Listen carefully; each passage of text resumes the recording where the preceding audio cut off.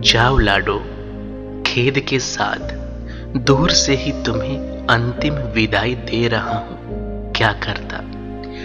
हमारी पुलिस का कहना है कि वो तुम्हें अपनी कस्टडी में अंतिम विदाई देगी, और दे दी। इस पुलिस को डर है कि तुम्हारे लाश पर हम राजनीति करेंगे। लोग तुम्हारे लाश पर अपने आक्रोश के बादल निर्दोष पुलिस वालों पर बरसाएंगे। लाडो, मैं तुम्हारा निरीह बाप मजबूर हूं, और कभी न खत्म होने वाले इस असहनीय पीड़ा ने मुझे अंदर से झकझोर दिया। शायद ही मैं अब उभर पाऊं। एक बेटी का बाप कहलाने का अधिकार नहीं मैं, ना ही तुझे बचा पाया, ना ही कन्यादान कर सका, ना ही तुझे अंतिम विदाई दे पाया। देखना, अब तेरे इस अभागे बाप के वेदना पर राजनीति के खंजर चलाए जाएंगे। अब पूरी कोशिश होगी कि चंद सिक्कों के खनक में हमारे परिवार के सिसकियों को छिपा दिया जाए। लाउड स्पीकर में इतने ऊंचे स्वर में तेरे इज्जत की नीलामी की बोली लगेगी कि उसमें हमारे दिल की वेदना को कोई नहीं सुन पाएगा। मेरी तो हिम्मत ही नहीं हो पा रही है कि मेरे नजरों के सामने घूम रहे तेरे मासूम चेहरे के अलावा मैं कुछ देख सकूं या महसूस कर सकूं। पर लोगों के बताने और निर्भया, हैदराबाद की डॉक्टरनी और आसिफा की बदहाली पर समाज के तथाकथित प्रहरियों द्वारा लगाए जा रहे बड़े बड़े पोस्टर से आहत हूं। बेटी, मुझे यकीन है कि तेरे फोटो के साथ भी समाज के कथित नेताजी लोग अपने मुस्कुराते बिंदास चेहरे के साथ इंसाफ की गुहार जरूर लगा रहे होंगे। आंखों में घड़ियाली आंसू, हाथ में कैंडल और रात के डिनर की चिंता के साथ तेरे लिए इंसाफ मांगा जा रहा होगा। बेटी मनीषा, देख रही हो ना ये भीड़ जो आक्रोश में है, प्रशासन से हाथापाई कर रही है। मैं इसे एकदम घटिया मानता हूं। इसलिए नहीं कि ये ऐसा कर रहे हैं, इसलिए कि अब पछताने से क्या होगा जब चिड़िया चुग गई खेत। अगर ये एकजुटता पहले हुई होती तो आज मुझे ये दिन नहीं देखना पड़ता मेरी लाडो। शायद किसी भी बाप, भाई, मां को ये दिन नहीं देखना पड़ता।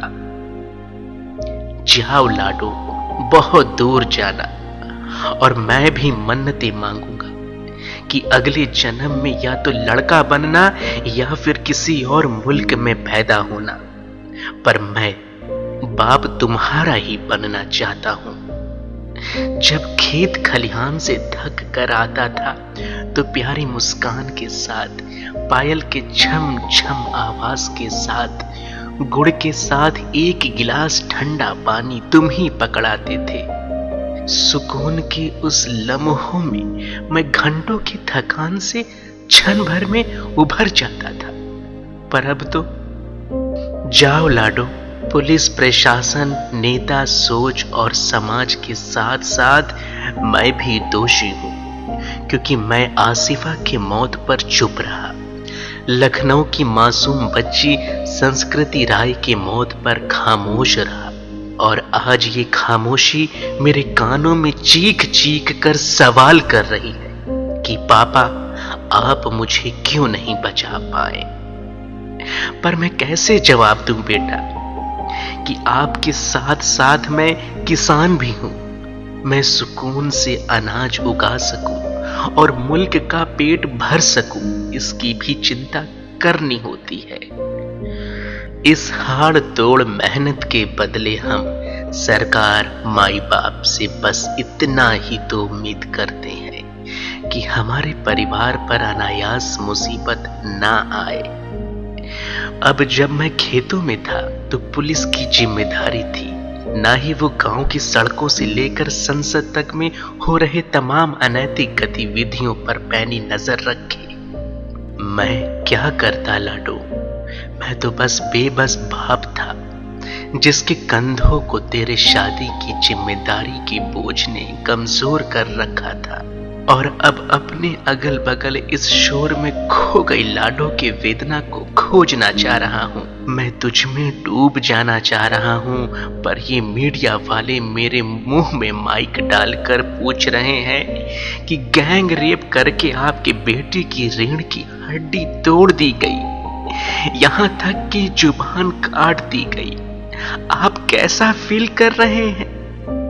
शोकाकुल अश्रुधारा को रोकने की कोशिश में अनायास मेरे मन में भाव आ रहा है कि अगर ऐसा इसके साथ हो जाता तो, क्योंकि पूछने वाला भी एक बाप लग रहा था और उसके साथ महिला पत्रकार भी थी। और रहा सवाल रीढ़ की हड्डी तोड़ने की, तो उन जाहिलों ने मेरे लाडो की रीढ़ की हड्डी तोड़ने के साथ साथ ये संकेत दिया है कि हमारे समाज के तंत्र व्यवस्था और जिम्मेदारी की रीढ़ की हड्डी टूट चुकी है।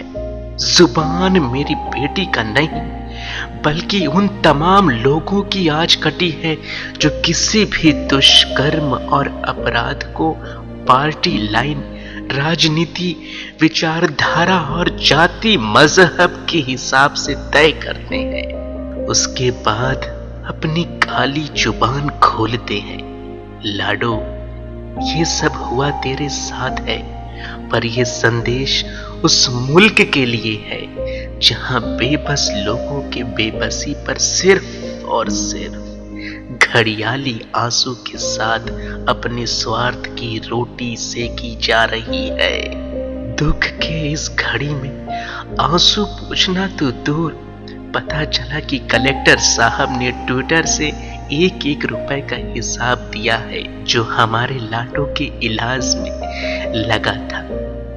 अब मैं तो ये भी नहीं पूछ सकता कि ये हिसाब कौन मांगा आपसे, और इतनी पारदर्शिता जो मेरी लाडो के लाश पर दिखा रहे हो, उतनी अपनी ड्यूटी में दिखाते तो आज अस्पताल के खर्च का हिसाब ट्विटर पर लिखने की जरूरत नहीं पड़ती।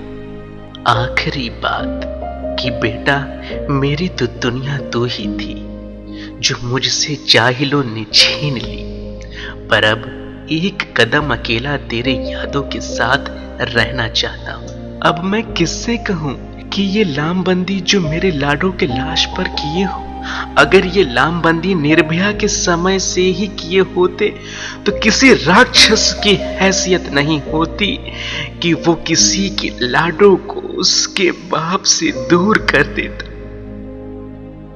जाओ लाडो, पर अब कभी यहां नहीं आना।